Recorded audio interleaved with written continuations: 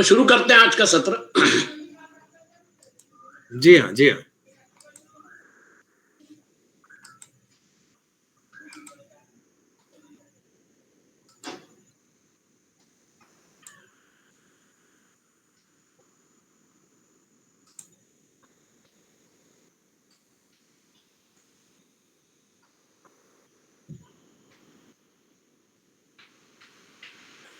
आप लोगों को स्क्रीन दिख रही?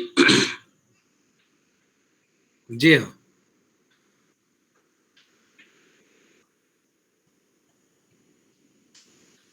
पिछले सत्र में हम जिस मुकाम पर आए थे उस मुकाम को एक बार अच्छी तरह से आप समझ लीजिए।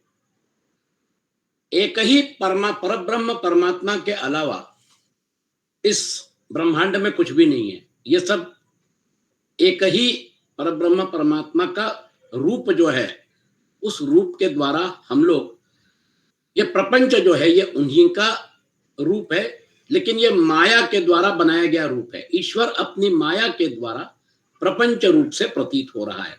इस प्रपंच के अध्यास के कारण, अध्यास मतलब क्या? आवरण और विक्षेप। तमोगुण जो है प्रकृति का, वो आवरण डालता है और फिर रजोगुण उसके ऊपर विक्षेप करता है। इस प्रपंच के अध्यास के कारण ही जीवों को अनादि अविद्या से कर्तापन आदि की भ्रांति होती है। फिर यह करो यह मत करो, इस प्रकार के विधि निषेध का अधिकार होता है। तब अंतःकरण की शुद्धि के लिए कर्म करो, यह बात कही जाती है। जब अंतःकरण शुद्ध हो जाता है तो कर्म संबंधी दुराग्रह मिटाने के लिए यह बात कही जाती है कि भक्ति में विक्षेप डालने वाले कर्मों के प्रति आदर भाव छोड़कर दृढ़ विश्वास के साथ भजन करो। मतलब अभी आपके लिए भजन जो है, इस रास्ते से आप आगे बढ़ेंगे। मतलब ज्ञानोत्तर भक्ति या कर्मोत्तर भक्ति अपन बोल सकते हैं। तत्वज्ञान हो जाने पर कुछ भी कर्तव्य शेष नहीं रहता। और वो जो है तत्वज्ञान अगर हो गया तो फिर उसके बाद आप जब जीवात्मा परमात्मा में विलीन हो गया, उसका अलग अस्तित्व समाप्त हो गया, तो फिर उसके बाद जैसे आदि शंकराचार्य बोलते हैं कि नष्टे द्रव्य कह परिवारो, है ना। आदि शंकराचार्य बोलते हैं कि आप अगर तालाब में जाते हैं, तालाब में पानी खत्म हो गया तो फिर तालाब में कोई नहीं जाता है ना। तो वो जो है आपके लिए जब परमात्मा की प्राप्ति हो गई तो फिर उसके बाद आपके लिए संसार का अस्तित्व समाप्त हो जाता है। ये उस लेवल पे जाने के बाद बात कही गई है। अब उस लेवल पे जाने के लिए हमें क्या करना है, हम आगे देखेंगे। ये जरा विषय गंभीर है, मैं चाहता हूं कि आप सब लोग इधर ध्यान दीजिएगा, ताकि आपके लिए एक बार ये विषय स्पष्ट हो जाएगा तो फिर आपके जो शंका कुशंकाएं हैं किंतु परंतु हैं उसका निराश हो जाएगा। भगवान श्री कृष्ण कहते हैं, प्रिय उद्धव, सत्व रज और तम ये तीनों बुद्धि प्रकृति के गुण हैं, आत्मा के नहीं।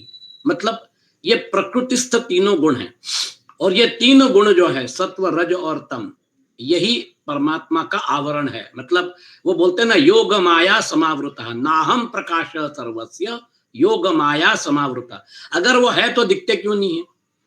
वो इसलिए नहीं दिखते क्योंकि योग माया समावृता। सत्व के द्वारा रज और तम, हमें क्या करना चाहिए फिर? सत्व के द्वारा रज और तम, इन दो गुणों पर विजय प्राप्त कर लेनी चाहिए। इसका मतलब सत्वगुण बढ़ेगा, उसी प्रोपोर्शन में आपका रजोगुण और तमोगुण कम हो जाएगा। तदनंतर सत्वगुण की शांत वृत्ति के द्वारा उसकी दया आदि वृत्तियों को भी शांत कर देना चाहिए। शांत मतलब ये शुद्ध सत्व है। शुद्ध सत्व जो है डिटर्जेंट के जैसे, आपका जो भी सत्वगुण का भी थोड़ा बहुत जो मैल होगा वो भी साफ हो जाता है। जब सत्वगुण की वृद्धि होती है तभी जीव को मेरे भक्ति रूप स्वधर्म की प्राप्ति होती है। देखिए प्रोसेस बता रहे हैं आपको। चित्त शुद्धि करनी है, चित्त शुद्धि करनी मतलब सत्वगुण को बढ़ाना है और उसी अनुपात में आपका रजोगुण तमोगुण कम हो जाएगा। जब सत्वगुण की वृद्धि होती है तभी जीव को मेरी भक्ति रूप स्वधर्म की प्राप्ति होती है। ये जो भक्ति है ये आपको परमात्मा की तरफ लेके जाती है।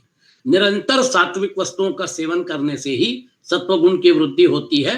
और तब मतलब सेवन करना यानी सिर्फ भोजन करना नहीं, सेवन करना यानी सात्विक वस्तुओं का, सात्विक विचार, सात्विक आचार, सात्विक भोजन, ये सारा का सारा मतलब आपका जो जीवन है, उस जीवन में आपने रजोगुण और तमोगुण के प्रमाण को कम कर दिया तो फिर जो विकार रहते हैं, ये सारे के सारे जो विकार आप देख रहे हैं समाज में, भ्रष्टाचार, दुराचार, व्यभिचार, अनाचार, ये सारे के सारे जो आप देख रहे हैं ये सारा का सारा रज और तम का परिणाम है।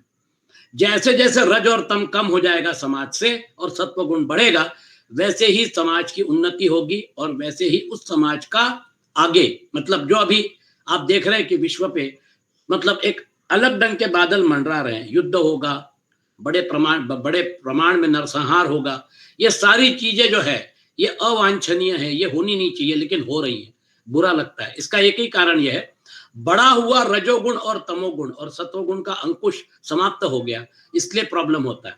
देखिए भगवान कृष्ण क्या कह रहे हैं, जिस धर्म के पालन से सत्वगुण की वृद्धि हो वही सबसे श्रेष्ठ है। देखिए उसको धर्म की व्याख्या में डाल दिया, वह धर्म रजोगुण और तमोगुण को नष्ट कर देता है। जब वे दोनों नष्ट हो जाते हैं तब उन्हीं के कारण होने वाला अधर्म भी शीघ्र ही मिट जाता है। आप जो देख रहे हैं समाज में ये सारा अधर्म का जो बोलबाला है उसका एनालिसिस भगवान आपके सामने कर रहे हैं। शास्त्र, जल, प्रजाजन, देश, समय, कर्म, जन्म, ध्यान, मंत्र और संस्कार, ये 10 वस्तुएं यदि सात्विक हों तो सत्वगुण की, राजसिक हो तो रजोगुण की और तामसिक हो तो तमोगुण की वृद्धि करती हैं। इनमें से शास्त्रज्ञ महात्मा जिनकी प्रशंसा करते हैं वे सात्विक हैं, जिनकी निंदा करते हैं वे तामसिक हैं और जिनकी उपेक्षा करते हैं वे वस्तुएं राजसिक हैं। रजोगुण अपने अपने आप में बुरा नहीं, रजोगुण जो है वो जरूरी है ताकि हम कर्म कर सकें। हमारा प्रॉब्लम यह है कि हमारा रजोगुण जब तमोगुण के साथ जुड़ जाता है तो फिर वो रजोगुण समाज के लिए हानिकारक हो जाता है। तो रजोगुण और सत्वगुण इसके मिक्सचर के साथ, और तमोगुण बिल्कुल बेर मिनिमम, क्योंकि किसी भी गुण को आप पूरी तरह से नष्ट करने के लिए बहुत बहुत बहुत समय लगता है। तो रजोगुण जो है वो कम प्रमाण में, लेकिन सत्वगुण अगर ज्यादा हो और तमोगुण लगभग न्यून हो तो फिर आपका काम बन गया। जब तक अपने आत्मा का साक्षात्कार तथा स्थूल सूक्ष्म शरीर और उनके कारण तीनों गुणों की निवृत्ति ना हो, मतलब आपके 3 शरीर, स्थूल सूक्ष्म और कारण शरीर हमारा जो है वहां पर गुणों की साम्यावस्था होती है, इसलिए वहां पर बोलते हैं ईश्वर का वास वहां पर है ना। तो वो जो है वो गुण जो है अभी उसके बाद वहां पर गुणों में जो विक्षोभ होगा उसके बाद फिर आगे आपको प्रकृति के अलग अलग डायमेंशंस दिखेंगे। तो आपका कारण शरीर जो है, जब परमात्मा का कारण शरीर मतलब परमात्मा का ये पूरा का पूरा अजस्त्र स्वरूप जो है, विराट, हिरण्यगर्भ, ये सारा का सारा जब वापस लपेट लिया जाएगा और फिर वो ब्रह्मा के कारण शरीर में लीन हो जाता है, इसका मतलब ये कि अभी वो जो है वो वापस मतलब वो जो ब्रह्मा का दिवस समाप्त हो गया, ब्रह्मा की रात्रि आती है और फिर उसी कारण शरीर से, ब्रह्मा के कारण शरीर से फिर उसके बाद उत्पत्ति होती है, जब वापस कल्प की शुरुआत होती है। तो धर्म की वृद्धि, अंतःकरण शुद्ध होकर आत्म तत्व का ज्ञान होता है। तो हमें क्या करना है, जब तक अपने आत्मा का साक्षात्कार तथा स्थूल सूक्ष्म कारण शरीर इन तीनों गुणों की निवृत्ति न हो तब तक मनुष्य को चाहिए कि सत्वगुण की वृद्धि के लिए सात्विक शास्त्र आदि का सेवन करें, क्योंकि उससे धर्म की वृद्धि होती है और धर्म की वृद्धि से अंतःकरण शुद्ध होकर आत्म तत्व का ज्ञान होता है। सामान्यतः ये प्रोसेस जो है चित्त शुद्धि और शुद्ध चित्त में आत्मा का साक्षात्कार, ये जो है ये प्रोसेस सर्वमान्य मानी जाती है हमारे धर्म में। बांसों की रगड़ से आग पैदा होती है और वह उनके सारे वन को जलाकर शांत हो जाती है, वैसे ही शरीर गुणों के वैषम्य से उत्पन्न हुआ है, मतलब सिर्फ स्थूल नहीं, उसमें सूक्ष्म और कारण शरीर भी है। गुणों का वैषम्य जो है वहां से वो शुरू होता है आगे का खेल। विचार द्वारा मंथन करने पर इससे ज्ञानाग्नि प्रज्वलित होती है और वह समस्त शरीरों एवं गुणों को भस्म करके फिर स्वयं भी शांत हो जाती है। देखिए ज्ञानाग्नि वो जो है, इस ज्ञानाग्नि की चर्चा भगवान कृष्ण ने चौथे अध्याय में भी भगवत गीता के की है। वो जो ज्ञानाग्नि जब प्रज्वलित होती है तो फिर उसके बाद सारा कर्म समुच्चय जो है, वो कर्माशय जो है, उसको वो दग्धबीज कर देता है। तो ये ज्ञान की अग्नि जो है, इसको प्रज्वलित करने के लिए आपको जो रास्ता है उस रास्ते से आपको जाना है। तो आप चित्त शुद्धि जब करते हैं उसके बाद फिर आपका आत्म साक्षात्कार, फिर आपको परब्रह्म परमात्मा जो है उसके मतलब क्या कहना चाहिए, उसका साक्षात्कार होना शुरू हो जाता है और फिर आप उससे जुड़ जाते हो। जब आप उससे जुड़ जाते हो तो फिर आपका संसार से आपका जो आकर्षण है वो कम होता है और फिर बाद में वो धीरे धीरे छूट जाता है। तो और वह समस्त शरीरों एवं गुणों को भस्म करके स्वयं भी शांत हो जाता है। तो प्रोसेस क्या है? फिर उद्धव जी पूछते हैं, भगवान प्रायः सभी मनुष्य इस बात को जानते हैं कि विषय विपत्तियों का घर है, फिर भी वे देखिए शब्द कैसे हैं, कुत्ते गधे और बकरे के समान दुख सहन करके भी उन्हीं को ही भोगते रहते हैं। इसका क्या कारण है? विषयों का जो आकर्षण है, और आज हम देख रहे हैं कि भोगवाद बढ़ गया है। विषयों का जो आकर्षण है, कभी न खत्म होने वाला यह आकर्षण, इसकी वजह से लोग पैसा भी कमाते हैं लेकिन खर्चा भी करते हैं और विषयासक्त जीवन जीते हैं। प्रिय उद्धव, जीव जब अज्ञानवश अपने स्वरूप को भूलकर सूक्ष्म स्थूलादि शरीरों में अहम बुद्धि कर बैठता है, अनात्म वस्तु में आत्मबुद्धि करना, स्थूल सूक्ष्म स्थूलादि शरीरों में अहम बुद्धि कर बैठता है, जो कि सर्वथा भ्रम ही है, क्योंकि ये उसके योग माया का डायमेंशन है। तब उसका सत्व प्रधान मन घोर रजोगुण की ओर झुक जाता है और उससे व्याप्त हो जाता है। बस जहां मन में रजोगुण की प्रधानता हुई, उसमें संकल्प विकल्पों का तांता बन जाता है। अब वह विषयों का चिंतन करने लगता है और अपनी दुर्बुद्धि के कारण काम के फंदे में फंस जाता है, जिससे फिर छुटकारा होना मुश्किल है। तो आपका सत्वगुण कम हो गया, रजोगुण बढ़ गया, और फिर उसके बाद मन जो है, वो मन बाहर विषयों की तरफ भागना शुरू हो गया। मुझे ये चाहिए, मुझे ये करना है, मुझे फलाना करना है, मुझे ढिकाना करना है। लोकेशणा, वित्तेषणा, कामेशणा, ये सारी की सारी ईषणाएं जो है, इन ईषणाओं में मन जो है वो अपने आप भटकता रहता है। अब वह अज्ञानी कामवश अनेकों प्रकार के कर्म करने लगता है और इंद्रियों के वश होकर, यह जानकर भी कि इन कर्मों का अंतिम फल दुख ही है, उन्हीं को करता है। उस समय वह रजोगुण के तीव्र वेग से अत्यंत मोहित हो रहा है। यहां पे कर्म का जो शास्त्र है उसको याद रखिए। कर्म करिए, लेकिन आप जो कर्म करते हैं उसका फल, तो आपका कर्म के प्रति आपकी आसक्ति नहीं होना चाहिए। आप अनासक्त भाव से कर्म करिए और उसके फल के प्रति जो आपकी आसक्ति है उसको भी छोड़ दीजिए। तो वो जो है आपका योगी जो होता है वो क्या करता है? योगिनः कर्म कुर्वन्ति संगम त्यक्तु आत्मशुद्धये। योगी जो है वो कर्म करता है लेकिन संग का त्याग करता है। संग मतलब कर्म के प्रति आसक्ति और उसके फल के प्रति आसक्ति। तो योगिनः कर्म कुर्वन्ति संगम त्यक्तु आत्मशुद्धये, चित्त शुद्धि के लिए। ये भगवत गीता के 18 अध्याय में भगवान कृष्ण बोलते हैं। तो इसलिए वह बड़ी सावधानी से अपने चित्त को एकाग्र करने की चेष्टा करता है, जिससे उसकी विषयों में आसक्ति नहीं होती। तो विवेकी पुरुष जो है वो रजोगुण पूरी तरह से नष्ट नहीं हुआ है, तो रजोगुण तो चलता रहेगा, लेकिन वो धीरे धीरे रजोगुण का वेग कम करता है और तमोगुण से भी अपने आप को मतलब लगभग मुक्त करता है। तथापि उसकी विषयों में दोष दृष्टि बनी रहती है। आप विषयों का भोग कर रहे हैं, लेकिन आपकी अगर उन विषयों के प्रति दोष दृष्टि हो तो फिर आप उसका जितना जरूरी है उतना उपयोग करेंगे, बस उसके आगे आप उसमें फंसेंगे नहीं। तो चित्त को एकाग्र करने की चेष्टा करता है, जिससे उसकी विषयों में आसक्ति नहीं होती। साधक को क्या करना चाहिए? साधक को चाहिए कि आसन और प्राणवायु पर विजय प्राप्त करके आपका, यानी आसन और प्राणायाम जो है, ये आसन और प्राणायाम के बारे में चर्चा जो है वो हमने पतंजल योग सूत्र में भी की थी, और वो आपके लिए मतलब क्या कहना चाहिए, वो एक ऑनगोइंग प्रोसेस होते रहना चाहिए कि वो आप जीवन में करते रहिए। प्राणायाम है, धारणा है, ध्यान है, वो आप करते रहिए। साधक को चाहिए कि आसन और प्राणवायु पर विजय प्राप्त कर अपनी शक्ति और समय के अनुसार बड़ी सावधानी से धीरे धीरे मुझ में अपना मन लगावे।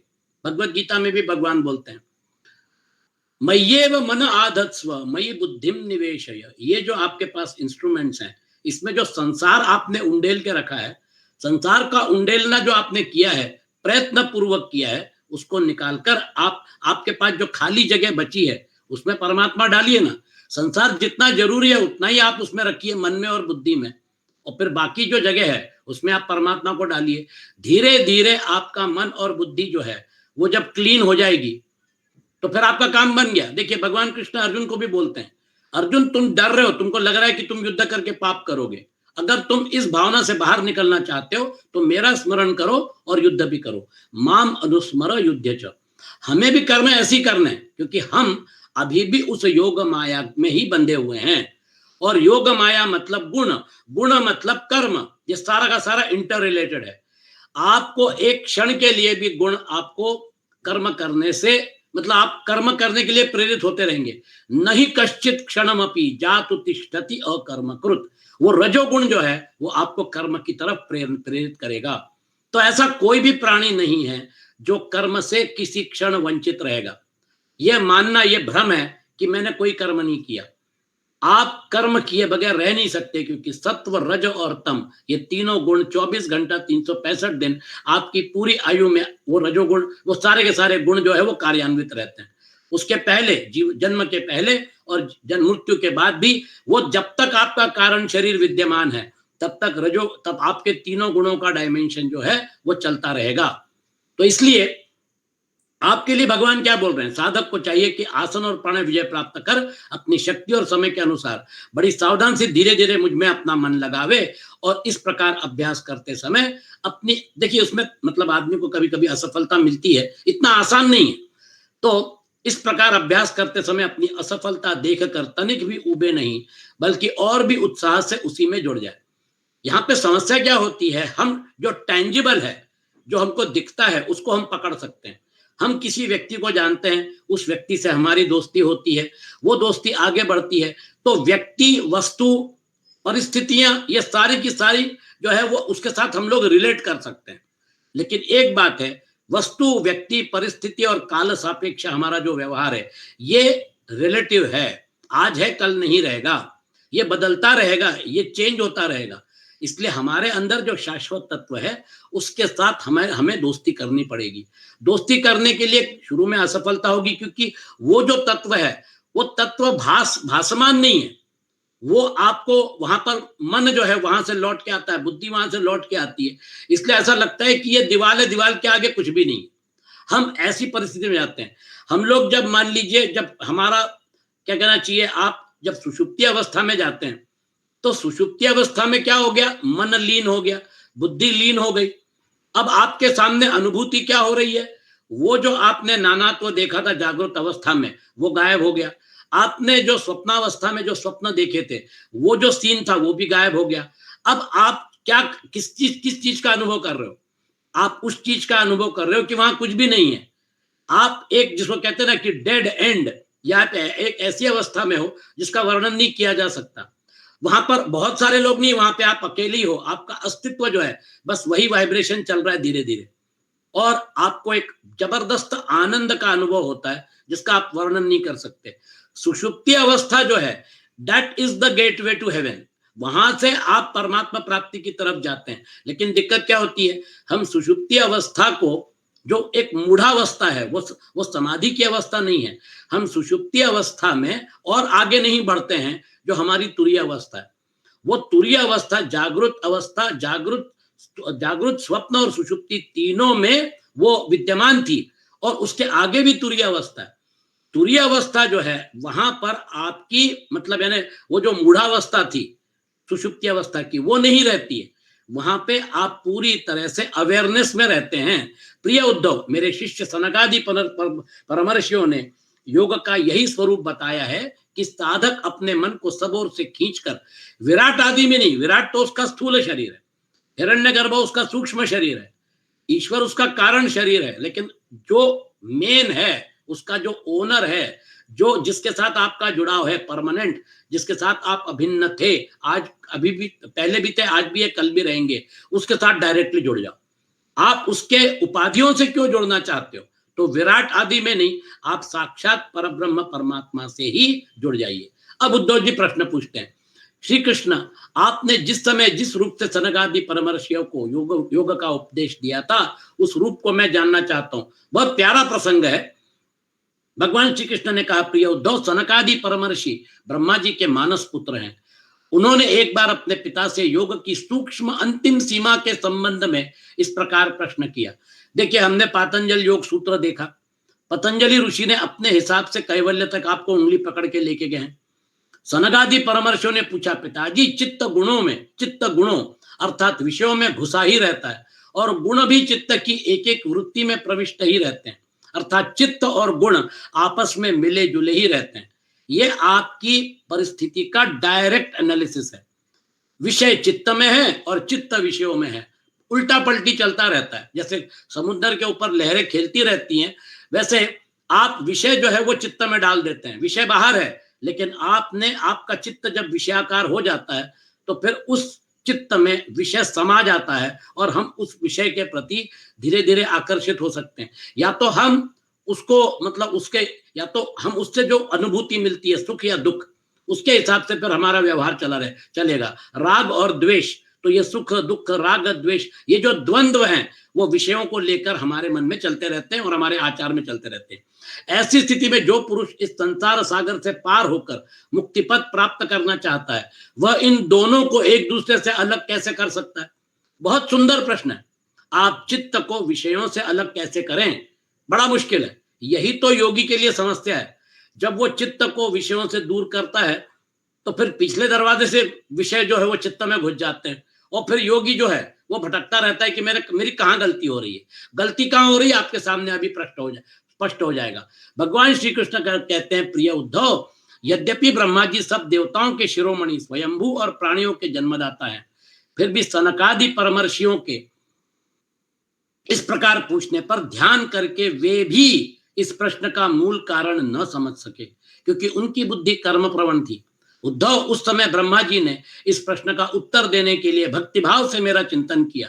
तब मैं हंस का रूप धारण करके उनके सामने प्रकट हुआ।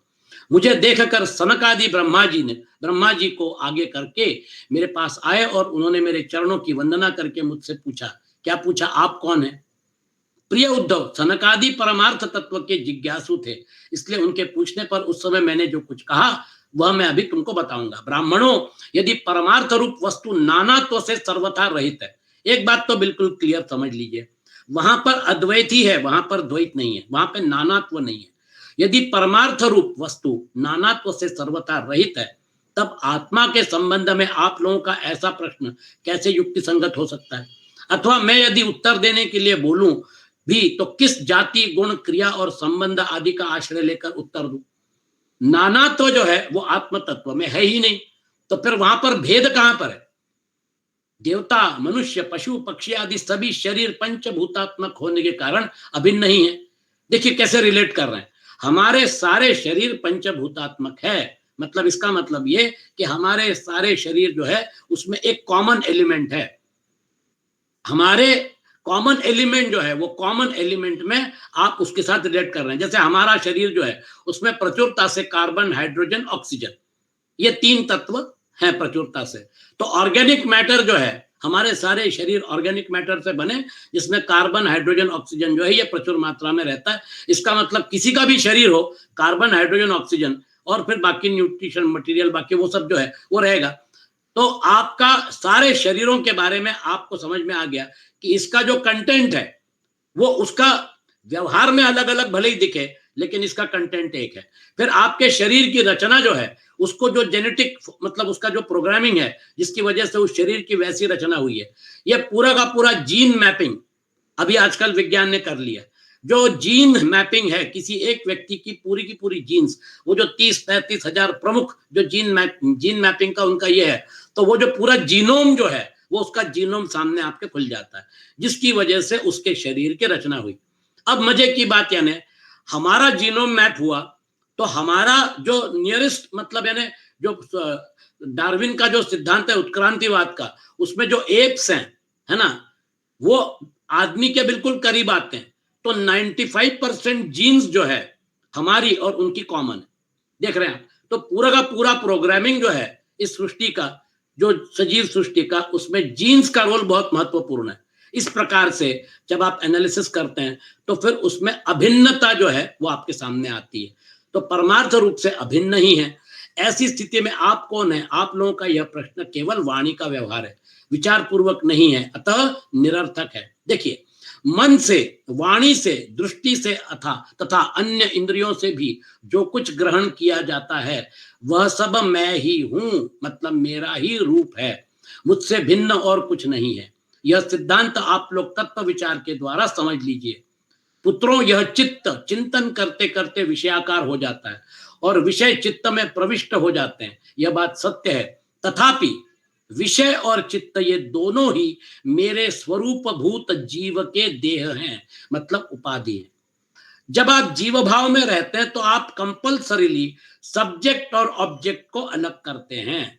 जब सब्जेक्ट ऑब्जेक्ट अलग अलग हो जाते हैं तो सब्जेक्ट में क्या है? चित्त है। चित्त मतलब क्या? मन, बुद्धि, अहंकार है।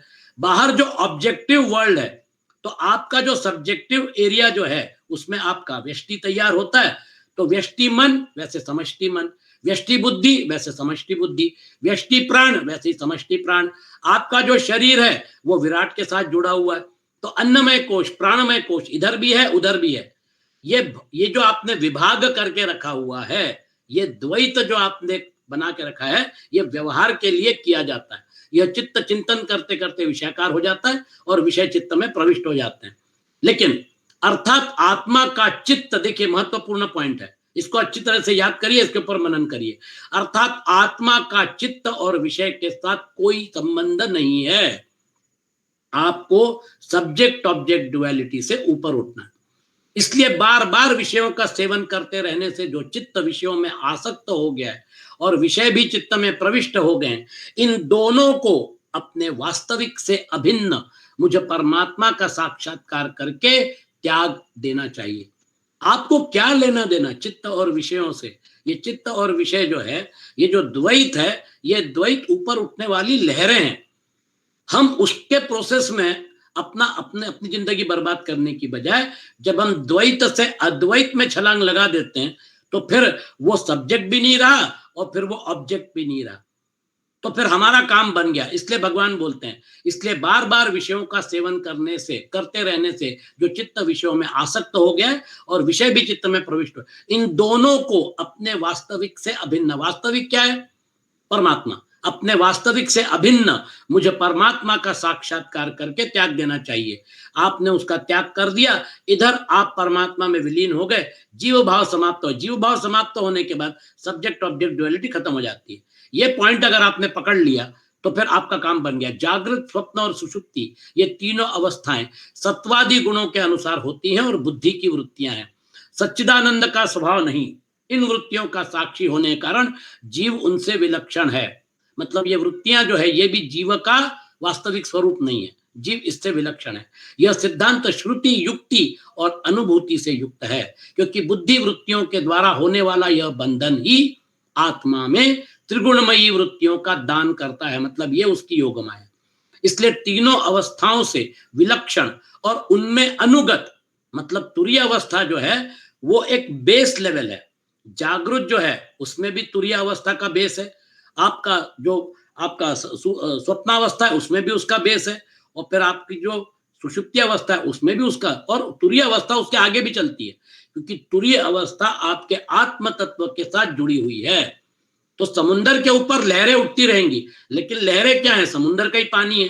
पानी के रूप में अगर देखेंगे तो आपको लगेगा कि लहरें जो हैं वो भी पानी है और समुंदर जो है वो भी पानी है। आप उस लेवल पे जब विचार करते हैं तो तुरीय अवस्था जो है, अनुगत मुझे तुरीय तत्व में स्थित होकर इस बुद्धि के बंधन का परित्याग कर दे, यही योग है। अगर आपने योग के इस चीज को अगर पकड़ लिया तो फिर आपका काम बन गया। फिर ऊपर जो लहरें उठती हैं उससे आपको कोई लेना देना नहीं है। आप कभी भी उस सापेक्ष, मतलब वस्तु, व्यक्ति, परिस्थिति और काल सापेक्ष जो व्यवहार है, उस व्यवहार से आप अपने आप को बाहर निकाल सकते हो। ये अगर आपने प्रैक्टिस कर ली तो फिर आप जो रिलेटिविस्टिक वर्ल्ड है, जो सापेक्ष, जो फेनोमिनल वर्ल्ड है, वो उससे आप बाहर निकल आते हो, और फिर आप उस अवस्था में बार बार जाइए और वहां पर अपने आप को अवस्थित करिए। ये अगर आपने प्रैक्टिस कर ली तो फिर आपका काम बन गया, क्योंकि बुद्धि वृत्तियों द्वारा होने वाला यह बंधन ही आत्मा में त्रिगुणमयी वृत्तियों का दान करता है। इसलिए तीनों अवस्थाओं से विलक्षण और उनमें अनुगत मुझ तुरीय तत्व में स्थित होकर इस बुद्धि के बंधन का परित्याग कर दे, तब विषय और चित्त दोनों का युगपत त्याग हो जाता है। आपको ना मतलब चित्त से कोई लेना देना है और ना आपको विषयों से कोई लेना देना है, क्योंकि ये दोनों जो है व्यष्टि समष्टि का खेल चलता रहता है। यह बंधन का कारण क्या है? यह बंधन अहंकार की ही रचना है। अहंकार आपको मिनिमाइज कर देता है, एक देशीय बना देता है। ये देखिए, एक देशीय हो गया प्रेजेंटेशन। एक देशीय होने की वजह से बाकी सारा जो है ये उसको दिखना शुरू होता है। इसलिए ये अलग है, ये अलग है, ये अलग है, ये सब अलग अलग दिख रहे हैं। जब यह सर्वदेशीय हो जाता है तो फिर इसके अलावा और कुछ नहीं है स्क्रीन पे। वैसी अवस्था होती है सर्वम खलविदम ब्रह्म वासुदेवम सर्वमिति का आपको अनुभव होना शुरू हो जाता है। यह बंधन अहंकार की रचना है और यही आत्मा के परिपूर्णतम सत्य अखंड ज्ञान और परमानंद स्वरूप को छिपा देता है। इस बात को जानकर विरक्त हो जाए और अपने 3 अवस्थाओं में अनुगत तुरीय स्वरूप में होकर संसार की चिंता को छोड़ दे। कितना बड़ा पॉइंट है देखिए।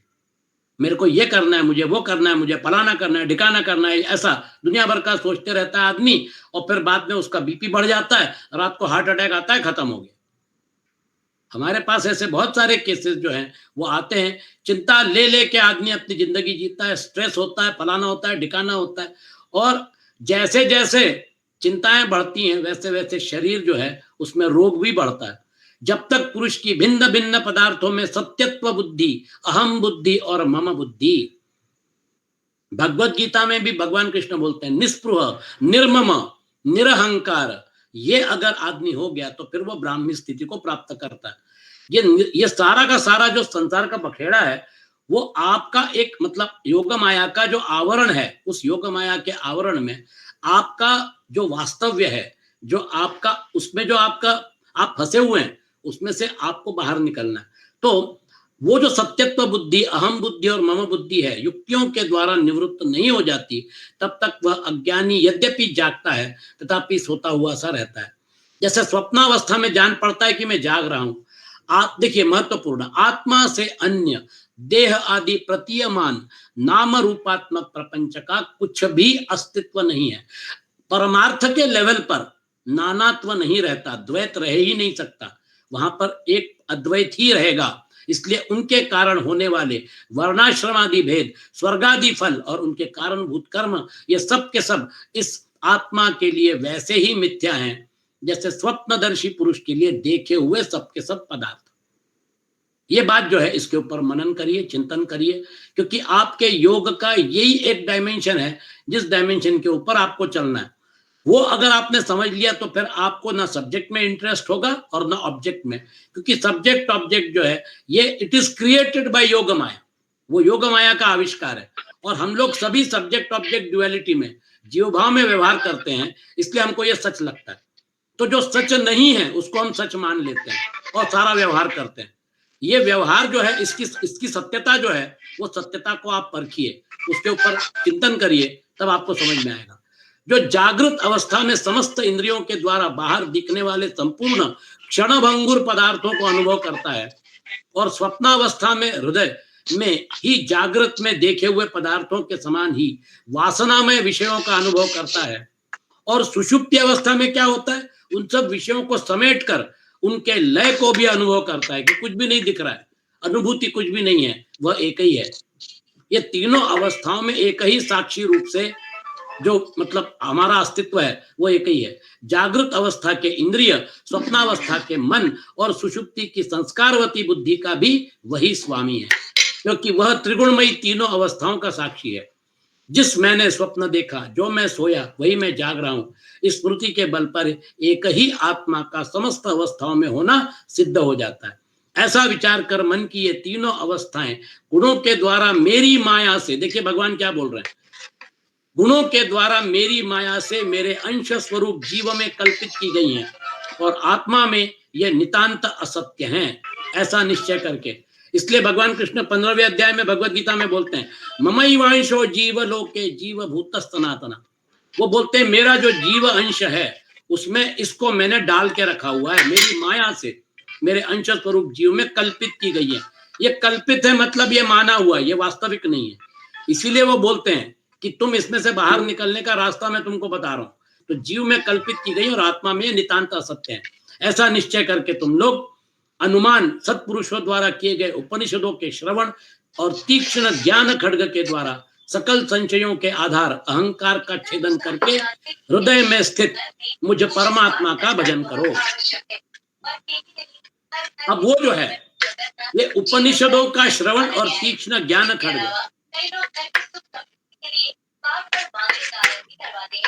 कुछ डिस्टरबेंस आ रहा है गुमास्ता जी? शुक्ला भाई साहब का माइक ऑन है। मैं करता हूँ, बात कर रहा हूँ। अरे यार माइक कहाँ से ऑन हो गया? अंजू दीदी कर सकती हो।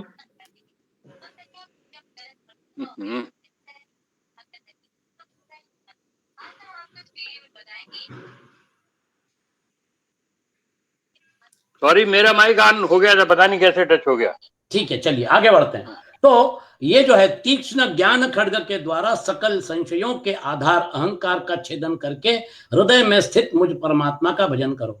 जब इसीलिए तो अहंकार, बार बार अहंकार को एक आपके सामने प्रस्तुत किया जा रहा है कि भैया ये है तुमको मिनिमाइज करने वाला, ये जो है ये आपका मतलब क्या कहना चाहिए, एनिमी इन डिस्गाइज है।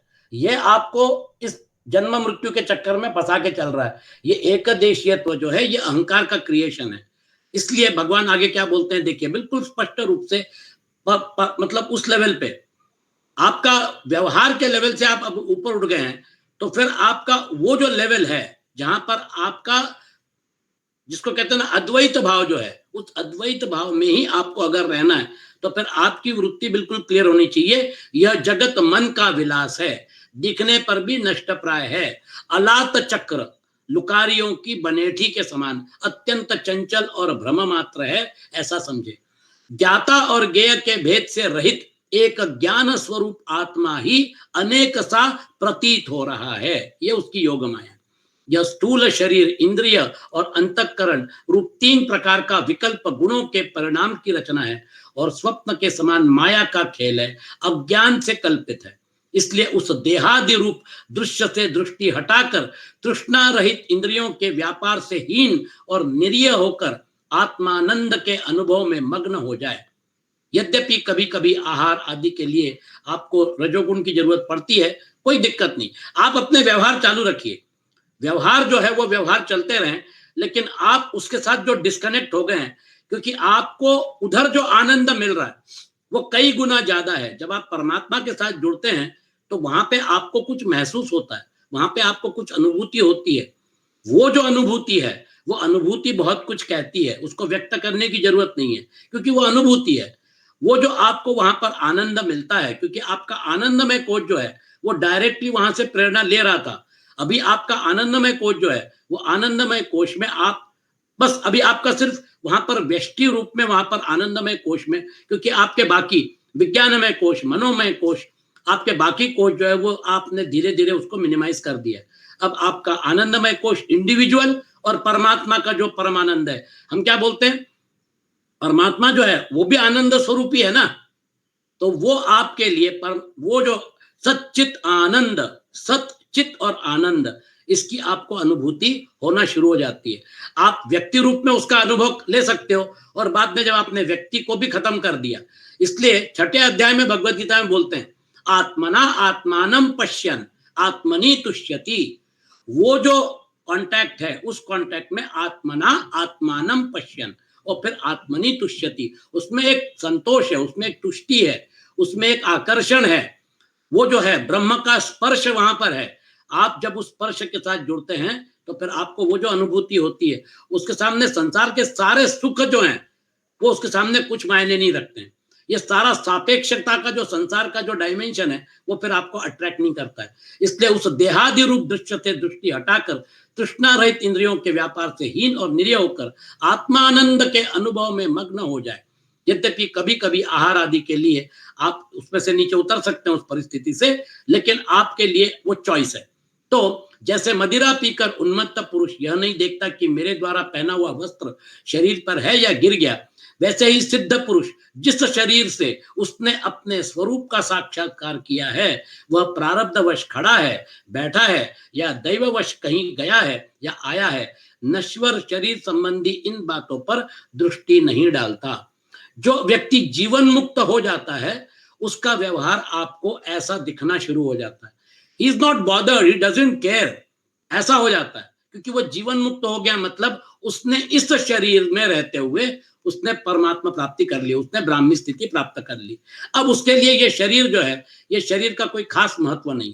प्राण और इंद्रियों के साथ यह शरीर भी प्रारब्ध के अधीन है, इसलिए अपने आरंभक मतलब बनाने वाले कर्म जब तक हैं तब तक उनकी प्रतीक्षा करता ही रहता है, मतलब तब तक उसकी मृत्यु नहीं होगी। परंतु आत्म वस्तु का साक्षात्कार करने वाला तथा समाधि पर्यंत योग में आरूढ़ पुरुष देखिए स्टेटमेंट बहुत कठिन है, इसको मतलब क्या कहना चाहिए, थोड़ा और ब्रॉड एनालिसिस करिएगा।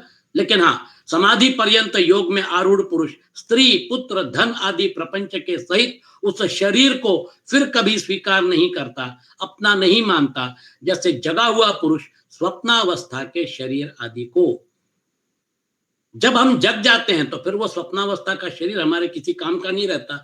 उसी प्रकार के संसार का जो द्वैत है, सब्जेक्ट ऑब्जेक्ट है, ये उसके लिए गौण हो जाता है, ये उसके लिए नॉन एग्जिस्टेंट हो जाता है। हमारे लिए वो एग्जिस्टेंट है, इसलिए हम उसको समझ नहीं सकते, वो हमसे दूर हटता चला जाता है। कई बार हम बोलते भैया ये पागल हो गया है, ये मतलब क्या कहना चाहिए, अभी नॉर्मल नहीं है, ये एबनॉर्मल हो गया है। वो एबनॉर्मल नहीं है, वो आत्मस्थिति, आत्मक्रीड़ा, आत्मरति, वो जो शब्द भगवान ने यूज किए हैं, तो वो आत्मक्रीड़ा, आत्मरति, आत्मानंद, आत्मनि तुष्यति, जो भगवत गीता में दूसरे अध्याय में भगवान बोलते हैं कि स्थित प्रज्ञ की जो व्याख्या की जाती है, उसमें वो बोलते हैं वो आत्मा में ही संतुष्ट है, आत्म क्रीड़ा कर रहा है, आत्मा में ही रत है। उसके लिए सब गुणों का बखेड़ा जरूरी नहीं है, क्योंकि वो गुणों से वो गुणातीत हो गया है। तो सनकादि ऋषियों, मैंने तुमसे जो कुछ कहा है वह सांख्य और योग दोनों का गोपनीय रहस्य है। मैं स्वयं भगवान हूं, तुम लोगों को तत्वज्ञान का उपदेश करने के लिए आया हूं, ऐसा समझो। विप्रवरों में योग, सांख्य, सत्य मतलब रुत मधुर भाषण, तेज, श्री, कीर्ति और दम, इन सब का परम गति, परम अधिष्ठान हूं। मैं समस्त गुणों से रहित हूं और किसी की अपेक्षा नहीं रखता। फिर भी साम्य, असंगता आदि सभी गुण मेरा ही सेवन करते हैं, मुझ में ही प्रतिष्ठित हैं, क्योंकि मैं सबका हितैषी, सुहृद, प्रियतम और आत्मा हूं। सच पूछो तो मतलब कहने का तात्पर्य है कि गुण जो है वो उन्हीं की योग माया है, और वो गुण जो है वो हमें आकर्षित करते हैं। तो ये भगवान ने देखिए कितना बड़ा तत्वज्ञान उन्होंने सनकादि ऋषियों को समझा दिया, और ये हमारे लिए भी काफी मतलब चिंतन का विषय है। उद्धव जी पूछते हैं, श्री कृष्ण ब्रह्मवादी महात्मा आत्म कल्याण के अनेकों साधन बतलाते हैं, उनमें अपनी अपनी दृष्टि के अनुसार सभी श्रेष्ठ हैं अथवा किसी एक की प्रधानता है।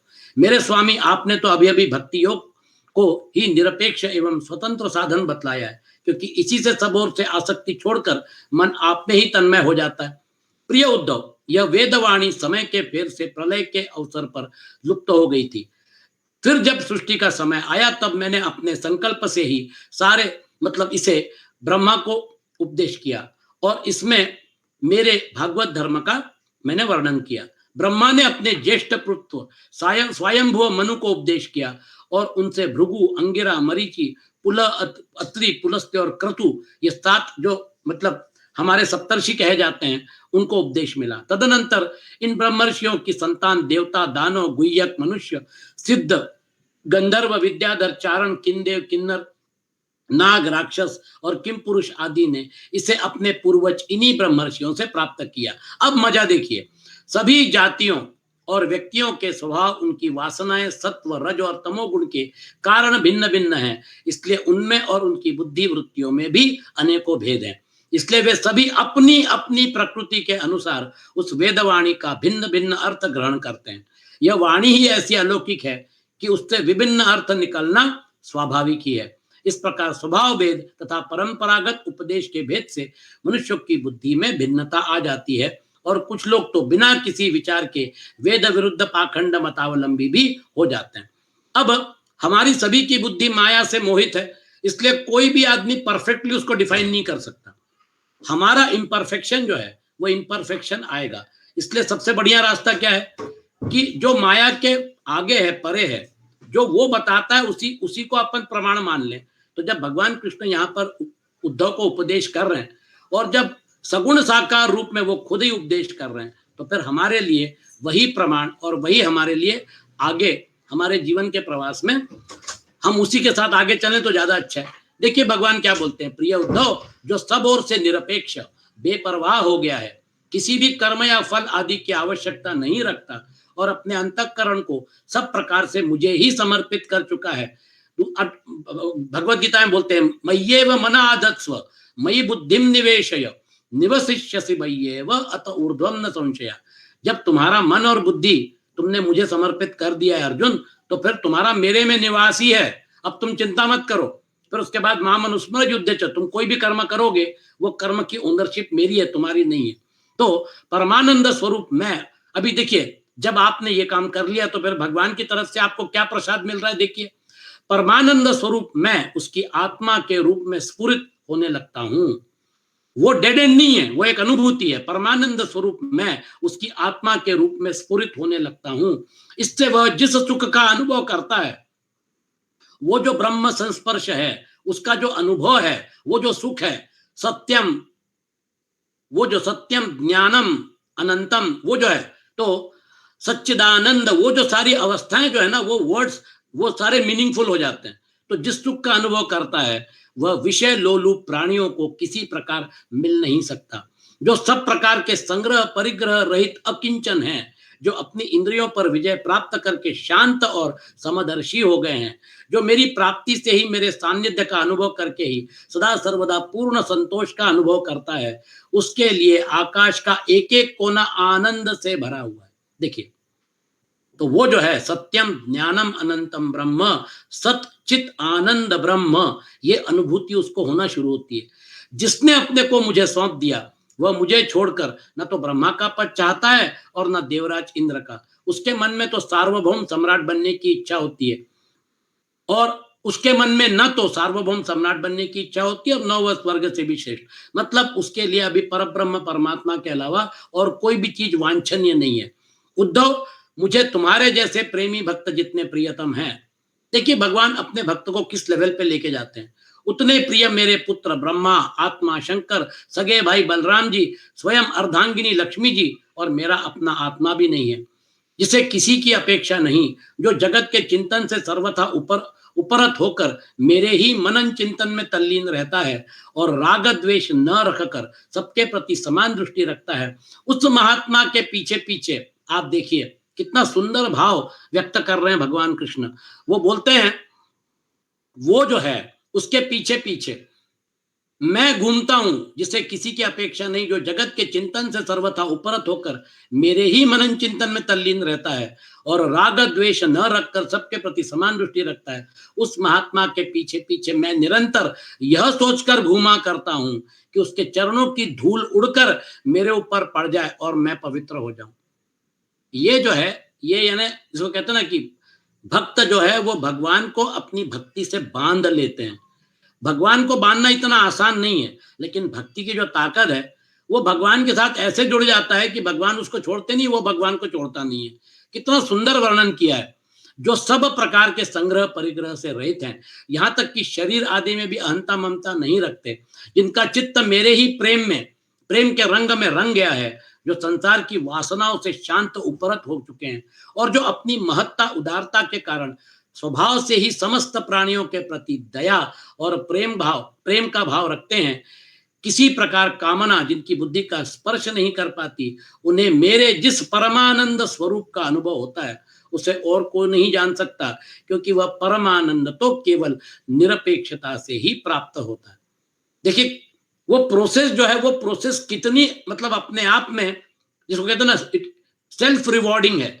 वो प्रसाद जो है, वो प्रसाद कितना जबरदस्त होगा कि आपने इस नश्वर शरीर के रहते हुए आपने उस स्थिति का अनुभव कर लिया, आपने ब्राह्मी स्थिति प्राप्त कर ली। उद्धव जी, मेरा जो भक्त अभी जितेंद्रिय नहीं हो सका है और संसार के विषय बार बार उसे बाधा पहुंचाते रहते हैं, अपनी ओर खींच लिया करते हैं, वह भी देखिए, आपने अगर परमात्मा के प्रति भक्ति शुरू कर दी और आप कंसिस्टेंटली अगर उस भाव के साथ चलते हो, तो फिर भगवान क्या करते हैं देखिए, वह भी क्षण क्षण बढ़ने वाली मेरी प्रगल्भ भक्ति के प्रभाव से प्रायः विषयों से पराजित नहीं होता।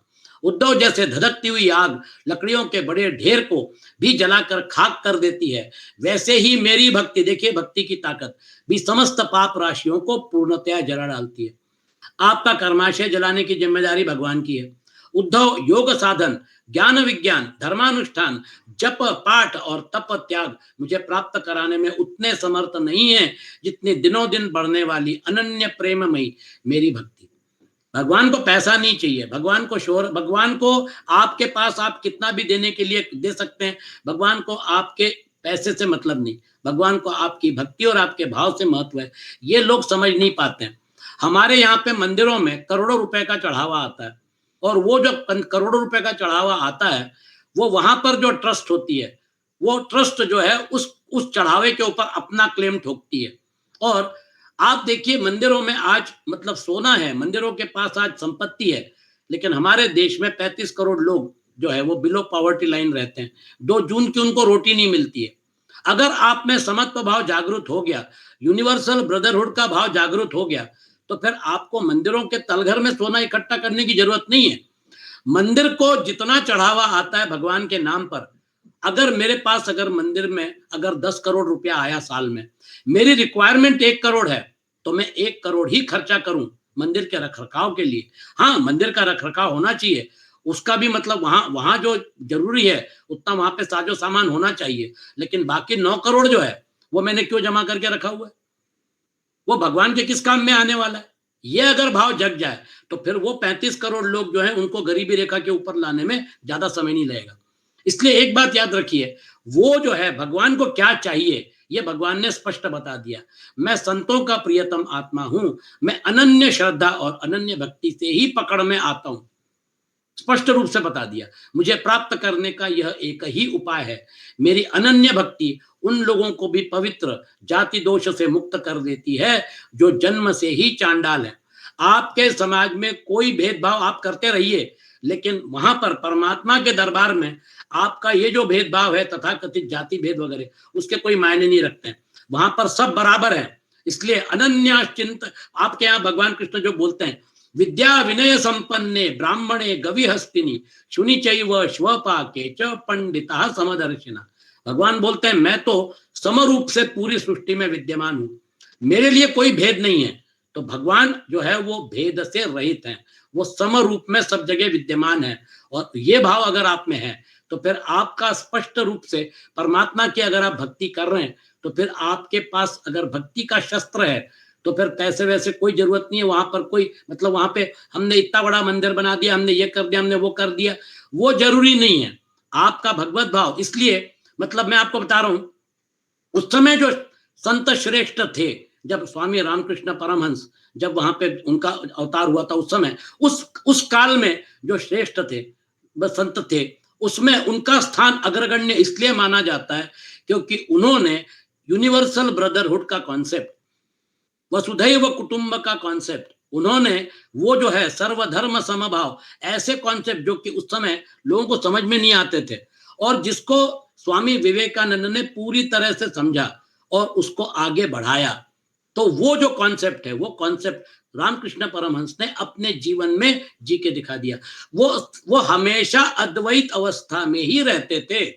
वो व्यवहार जो वो करते थे, वो व्यवहार आपको दिखाने के लिए होता था, लेकिन 24 घंटा 365 दिन अद्वैत में रहने वाली वो एक वैसी आपके सामने ऐसी व्यक्ति थी कि जिन्होंने आत्म साक्षात्कार कर लिया था। और आत्म साक्षात्कार करने वाली व्यक्ति कैसी होती है, इसका वर्णन जो है वो उनके शिष्यों ने, स्वामी विवेकानंद ने खुद बड़े सुंदर ढंग से किया है। तो ठाकुर भावधारा के साथ चूंकि आप लोग जुड़े हुए हैं, रामकृष्ण परमहंस का जीवन जो है वो अपने आप में बहुत कुछ बोल के जाता है। ये उस लेवल तक पहुंची हुई व्यक्ति है। योग साधन, ज्ञान विज्ञान, धर्मानुष्ठान, जप पाठ तप त्याग मुझे प्राप्त कराने में उतने समर्थ नहीं है जितनी दिनों दिन बढ़ने वाली अनन्य प्रेममयी मेरी भक्ति। देवी साक्षात हो जाती थी आह्वान करने के बाद। मैं संतों का प्रियतम आत्मा हूं, मैं अनन्य श्रद्धा और अनन्य भक्ति से ही पकड़ में आता हूं। उन्होंने परमात्मा को बांध लिया था अपने साथ। मुझे प्राप्त करने का यह एक ही उपाय है। देखिए, आपको एक साक्षात उदाहरण है कि जिन्होंने परमात्मा को बांध लिया था, परमात्मा उनके साथ जुड़ गए थे। तो वो आप अच्छे से बिल्कुल दिमाग में रखिए। आप इस ठाकुर भावधारा के प्रवाह के साथ बहते चले जाइए। प्रेरणा आपकी बहुत जबरदस्त है।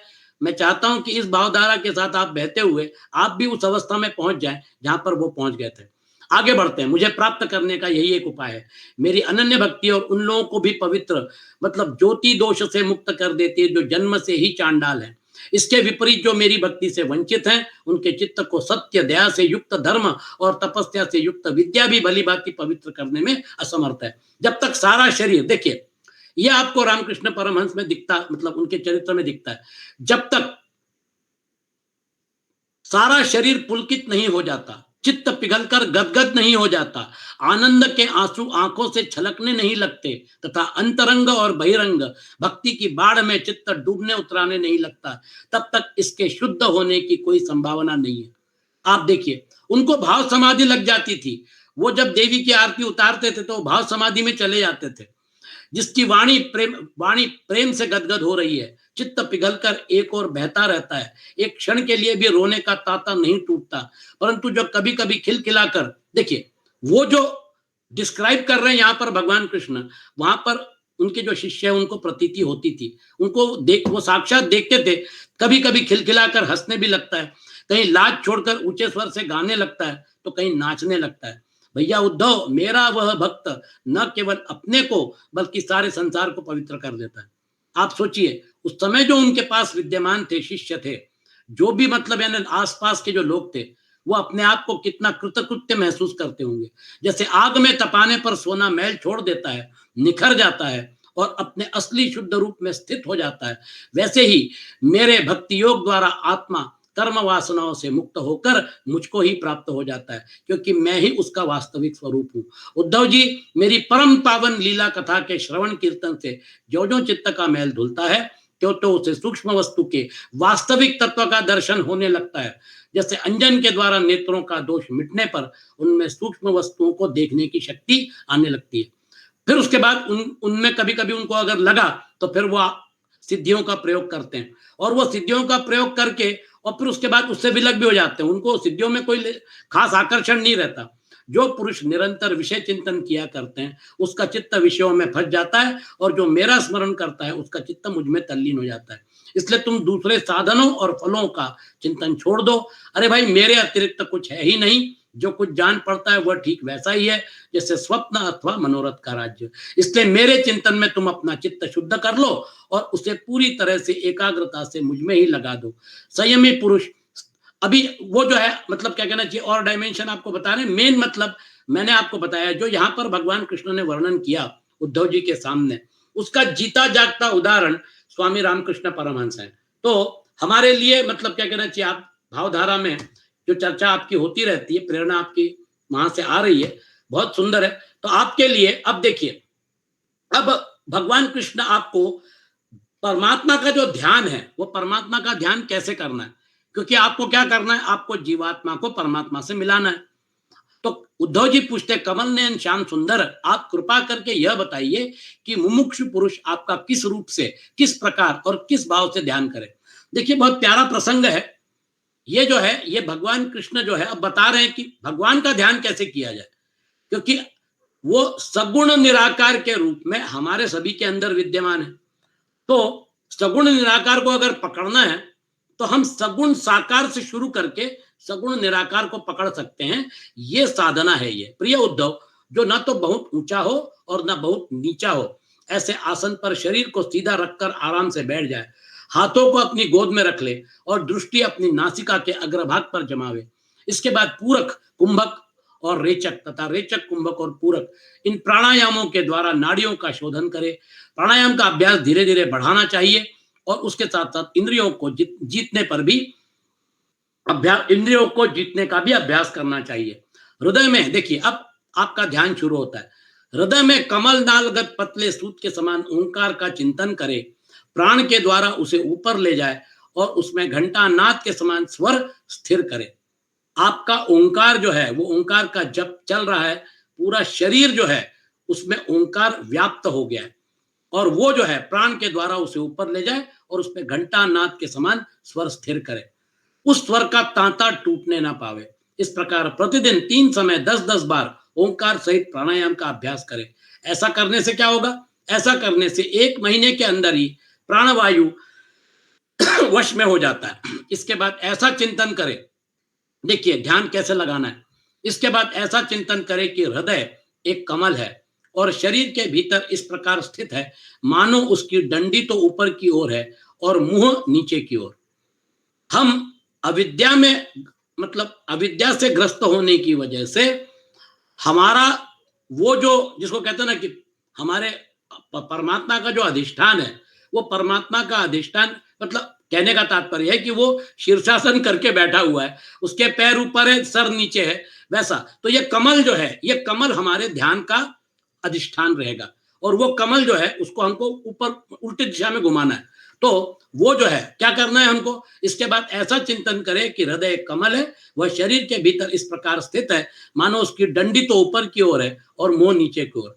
अब ध्यान करना चाहिए कि उसका मुख ऊपर की ओर होकर खिल गया है, उसके 8 दल पंखुड़ियां हैं, और उनके बीचों बीच पीली पीली अत्यंत सुकुमार कर्णिका मतलब गद्दी है। उस गद्दी के ऊपर कर्णिका पर क्रमशः सूर्य, चंद्रमा और अग्नि का न्यास करना चाहिए। तदनंतर अग्नि के अंदर मेरे इस रूप का स्मरण करना चाहिए। मेरा यह स्वरूप ध्यान के लिए बड़ा ही मंगलमय है। भगवान ने चतुर्भुज रूप में कईयों को दर्शन दिया, ध्रुव को दर्शन दिया, प्रहलाद को दर्शन दिया, चतुर्भुज दर्शन अर्जुन को भी दिया। 11वें अध्याय में जब अर्जुन वो विश्वरूप देख के घबरा जाते हैं तो बोलते हैं महाराज आपका ये विश्वरूप समेट लीजिए और मुझे वो प्यारा सुंदर चतुर्भुज रूप का दर्शन करवाइए। तो अर्जुन को भी वो मौका मिला कि चतुर्भुज रूप में दर्शन देके और फिर भगवान ने अपनी योग माया लपेट ली। अब ये चतुर्भुज जो रूप है इसका वर्णन करके, मतलब सगुण साकार चतुर्भुज रूप का जो वर्णन है वो किया जा रहा है। मेरे अवयवों की गठन बड़ी ही सुडौल है, रोम रोम से शांति टपकती है, मुख कमल अत्यंत प्रफुल्लित और सुंदर है, घुटनों तक लंबी मनोहर 4 भुजाएं हैं, बड़ी ही सुंदर और मनोहर गर्दन है, मरकत मणि के समान सुस्निग्ध कपोल है, मुख पर मंद मंद मुस्कान की अनोखी ही छटा है, दोनों ओर के कान बराबर हैं और उनमें मकराकृत कुंडल झिलमिल झिलमिल कर रहे हैं। वर्षाकालीन मेघ के समान श्यामल शरीर पर पीतांबर फहरा रहा है। श्री वत्स एवं लक्ष्मी जी का चिन्ह वक्षस्थल पर दाएं बाएं विराजमान है। हाथों में क्रमशः शंख चक्र गदा एवं पद्म धारण किए हुए हैं। गले में वनमाला लटक रही है, चरणों में नूपुर शोभा दे रहे हैं, गले में कौस्तुभ मणि जगमगा रही है। अपने अपने स्थान पर चमचमाते हुए किरीट, कंगन, करधनी और बाजूबंद शोभायमान हो रहे हैं। मेरा एक एक अंग अत्यंत सुंदर एवं हृदयहारी है। सुंदर मुख और प्यार भरी चितवन कृपा प्रसाद की वर्षा कर रही है। उद्धव, मेरे इस सुकुमार रूप का ध्यान करना चाहिए और अपने मन को एक एक अंग में लगाना चाहिए। ये इसलिए बता रहे हैं भगवान क्योंकि ये जो चतुर्भुज रूप है, ये चतुर्भुज रूप का अनेक लोगों ने दर्शन किया है, और चतुर्भुज रूप का दर्शन अर्जुन को भी मिला। तब अर्जुन का जो उसकी जो घबराहट थी, उसका जो मतलब है ना, उसका जो चित्त जो एकदम भ्रमिष्ट के जैसे हो गया था, वो शांत हो गया। अर्जुन ने हाथ जोड़े। तो ये बहुत प्यारा जो रूप है जिसको चतुर्भुज रूप बोला जाता है, ये सगुण साकार मतलब भगवान कृष्ण या विष्णु जो है वो इस रूप में दर्शन दिया करते हैं। तो ये देखिए, ये हमारे यहाँ पर जो सातत्य से अनेक भक्त शिरोमणियों को दर्शन दिया, उसका वर्णन, बड़ा सुंदर वर्णन आपके सामने आया। बुद्धिमान पुरुष को चाहिए कि मन के द्वारा इंद्रियों को उनके विषयों से खींच ले और मन को बुद्धि रूप सारथी की सहायता से, देखिए कितना सुंदर वर्णन है, मन को बुद्धि रूप सारथी की सहायता से मुझ में ही लगा दे, चाहे मेरे किसी भी अंग में क्यों ना लगे। जब सारे शरीर का ध्यान होने लगे, मतलब आपके सामने पूरी तरह से वो चतुर्भुज रूप स्पष्ट हो गया। अब आप उसके एक एक अंग में अपने आप को, मतलब क्या कहना चाहिए, उसका विश्लेषण, मतलब तात्विक दृष्टि से कहा जा रहा है। जब सारे शरीर का ध्यान होने लगे, वो ध्यान है, तब अपने चित्त को, अब आपको क्या करना है, अपने चित्त को खींचकर एक स्थान में स्थिर करे और अन्य अंगों का चिंतन न करके केवल मंद मंद मुस्कान की छटा से युक्त मेरे मुख का ही ध्यान करे। जब चित्त मुखारविंद में ठहर जाए तब उसे वहां से हटाकर आकाश में स्थिर करे। देखिए, अब आप सगुण साकार से सगुण निराकार की तरफ बढ़ रहे हो। जब चित्त मुखारविंद में ठहर जाए तब उसे वहां से हटाकर आकाश में स्थिर करे। तदनंतर आकाश का चिंतन भी त्याग कर मेरे स्वरूप में आरूढ़ हो जाए और मेरे सिवा किसी भी वस्तु का चिंतन न करे। जब इस प्रकार चित्त समाहित हो जाता है, तब जैसे एक ज्योति दूसरी ज्योति से मिलकर एक हो जाती है, वैसे ही अपने में मुझे और मुझे सर्वात्मा में अपने को अनुभव करने लगता है। यहां पर जीव भाव समाप्त हो गया, जीवात्मा परमात्मा में विलीन हो गया। वो जो अनुभूति है एक ज्योति दूसरे ज्योति में, हमारे अंदर जिसको कहते हैं ना, वो जो ज्योति है, वो ज्योति, वो जो अलख है, वो अलख जो है जिसको मतलब जीव भाव का आच्छादन उसके ऊपर है, बाकी कुछ नहीं। लेकिन वो जो आपके अंदर जो आत्मा की ज्योति है, वो ज्योति की बात चल रही है। जब इस प्रकार चित्त समाहित हो जाता है, तब जैसे एक ज्योति चित्त समाहित हो गया। अब चित्त समाहित होने के बाद फिर आपका ध्यान खत्म हो गया, लेकिन आपकी जो आत्म ज्योति है वो परमात्मा की ज्योति में विलीन हो गई। वो आत्म साक्षात्कार का भाव, तो वो आपको अनुभव होना शुरू हो जाएगा। जब जैसे एक ज्योति दूसरी ज्योति से मिलकर एक हो जाती है, वैसे ही अपने में मुझे और मुझ सर्वात्मा में अपने को अनुभव करने लगता है। जो योगी इस प्रकार तीव्र ध्यान योग के द्वारा मुझ में ही अपने चित्त का संयम करता है, देखिए संयम शब्द यहाँ पर आया है, जो पतंजलि ऋषि ने उसका उपयोग किया था। जो योगी इस प्रकार तीव्र ध्यान योग के द्वारा मुझ में ही अपने चित्त का संयम करता है, उसके चित्त से वस्तु की अनेकता, तत्संबंधी ज्ञान और उनकी प्राप्ति के लिए होने वाले कर्मों का भ्रम शीघ्र ही निवृत्त हो जाता है। इन शॉर्ट, संसार जो है वो निवृत्त हो जाता है, नानात्व जो है वो खत्म हो जाता है, क्योंकि आत्म ज्योति जो है वो आत्म ज्योति परमात्मा ज्योति में विलीन हो गई। तो फिर आप देखेंगे कि आप जब तक ध्यान से वापस नहीं आते हैं, तब तक आपके लिए अद्वैत अवस्था ही है। आप ध्यान से जब वापस आएंगे, संयम से जब आप वापस आएंगे, तो फिर आप फिर नानात्व में व्यवहार कर रहे हैं। तो आप नानात्व से मतलब अनेकत्व से एकत्व में चले गए, एकत्व का अनुभव आप कर रहे हैं। देखिए, सर्वम खल्विदम ब्रह्म वासुदेव सर्वमिति, ये जो भाव है, इस भाव की अनुभूति आप स्टेप बाय स्टेप ले रहे हैं। एक बार, दो बार, 10 बार, 1000 बार, फिर आपकी वो अवस्था परफेक्ट हो गई। तो आपका देखिए, सगुण साकार से सगुण निराकार को भगवान कृष्ण जोड़ रहे हैं, और कितना सुंदर ढंग से उन्होंने जोड़ा है।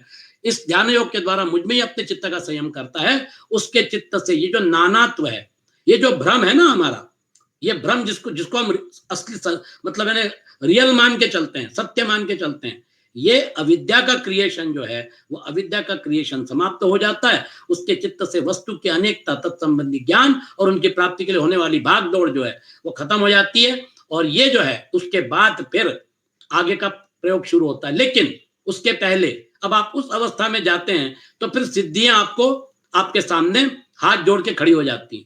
प्रिय उद्धव, जब साधक इंद्रिय, प्राण और मन को अपने वश में करके अपना चित्त मुझ में लगाने लगता है, मेरी धारणा करने लगता है, तब उसके सामने बहुत सी सिद्धियां उपस्थित होती हैं।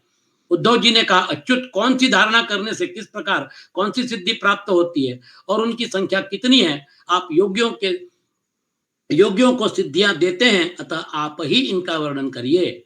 सिद्धि जो है वो सिद्धि आपको दी गई है, ये सिद्धि आपकी नहीं है, ओनरशिप परमात्मा की है। देखिए, भक्ति भाव यहाँ पे आता है। ये जो परमात्मा का ध्यान है, इस ध्यान में वो नम्रता है, मैं सिद्ध हूं, मैंने अचीव किया, ये भावना नहीं रहती। प्रिय उद्धव, धारणा योग के पारगामी योगियों ने 18 प्रकार की सिद्धियां बतलाई हैं। उनमें 8 सिद्धियां तो प्रधान रूप से मुझ में ही रहती हैं, और दूसरों में न्यून तथा 10 सत्व गुण के विकास से भी मिलती हैं। उनमें 3 सिद्धियां तो शरीर की हैं, अणिमा, महिमा और लघिमा। इंद्रियों की एक सिद्धि है प्राप्ति। लौकिक और पारलौकिक पदार्थों का इच्छानुसार अनुभव करने वाली सिद्धि प्राकाम्य है। माया और उसके कार्यों को इच्छानुसार संचालित करना ईशिता नाम की सिद्धि है। विषयों में रहकर भी उनमें आसक्त न होना वशिता है। और जिस सुख की कामना करे उसकी सीमा तक पहुंच जाना कामावसायिता नाम की 8वीं सिद्धि है। ये 8 सिद्धियां मुझ में स्वभाव से ही रहती हैं, और जिन्हें मैं देता हूं उन्हीं को अंशतः प्राप्त होती है।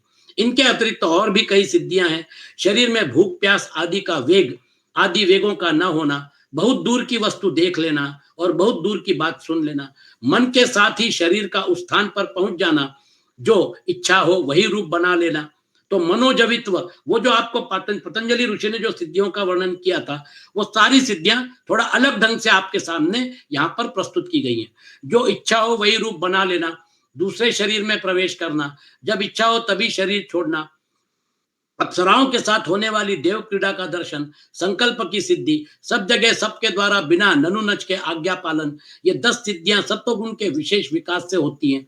भूत भविष्य और वर्तमान की बात जान लेना, शीत उष्ण सुख दुख और राग द्वेष आदि द्वंद्वों के वश में ना होना, दूसरों के मन आदि की बात जान लेना, अग्नि सूर्य जल विष आदि की शक्ति को स्तंभित कर देना, मतलब उस शरीर के ऊपर अग्नि क्रिया नहीं कर सकता। ये बाकी जो पंच तत्व हैं, ये पंच तत्वों का उसके ऊपर असर नहीं होगा। स्तंभित कर देना और किसी से भी पराजित ना होना, ये 5 सिद्धियां भी योगियों को प्राप्त होती हैं। प्रिय उद्धव, योग धारणा करने से जो सिद्धियां प्राप्त होती हैं उनका मैंने अभी नाम निर्देशन कर दिया। फिर किस प्रकार की धारणा करने से कौन सी सिद्धि मिलती है, ये भगवान कृष्ण बता रहे हैं। अपन 2 उदाहरण लेके आज का सत्र समाप्त करेंगे क्योंकि समय काफी हो गया। पंचभूतों की सूक्ष्मतम मात्राएं मेरा ही शरीर है।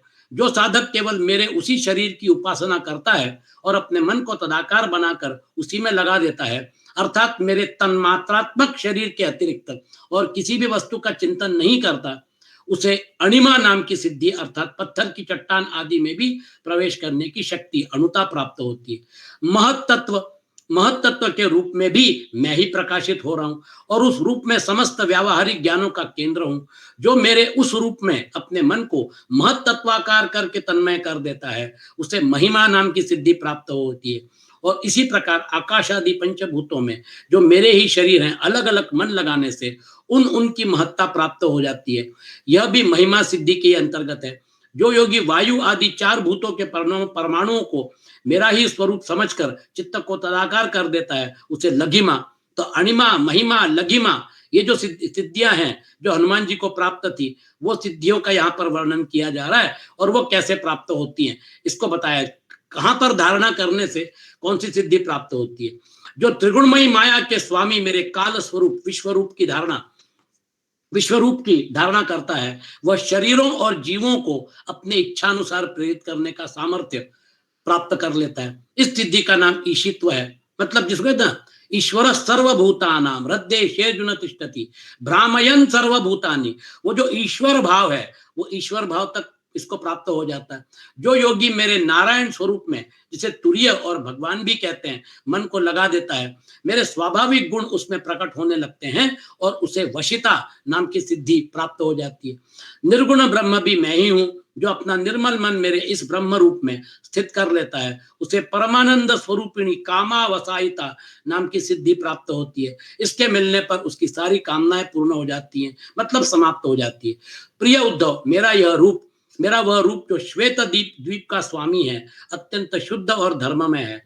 जो उसकी धारणा करता है वह भूख, प्यास, जन्म, मृत्यु, शोक, मोह इन 6 उर्मियों से मुक्त हो जाता है और उसे शुद्ध स्वरूप की प्राप्ति होती है। जिसको हम कहते हैं ना सायुज्य मुक्ति, जो है उसकी प्राप्ति होती है। मैं ही समष्टि प्राण रूप आकाशात्मा हूं। जो मेरे इस स्वरूप में मन के द्वारा अनाहत नाथ का चिंतन करता है, वह दूर श्रवण नाम की सिद्धि से संपन्न हो जाता है और आकाश में उपलब्ध होने वाली विविध प्राणियों की बोली सुन समझ सकता है। क्योंकि हमने पातंजल योग सूत्र के उसमें काफी इसकी विशद चर्चा की थी। ये मैं आपको एग्जाम्पल दे रहा हूं कि ये जो है, ये जो योगी दूसरे शरीर में प्रवेश करना चाहे वह ऐसी भावना करे कि मैं उसी शरीर में हूं।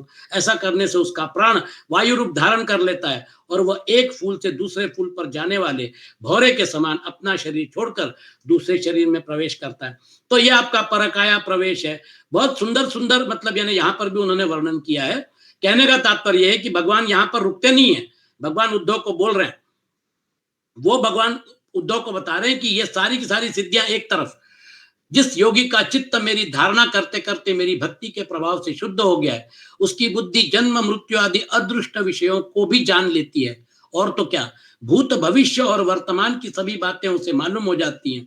देखिए भक्ति की ताकत, उसको ये सारी सिद्धियां अपने आप मिल जाती हैं।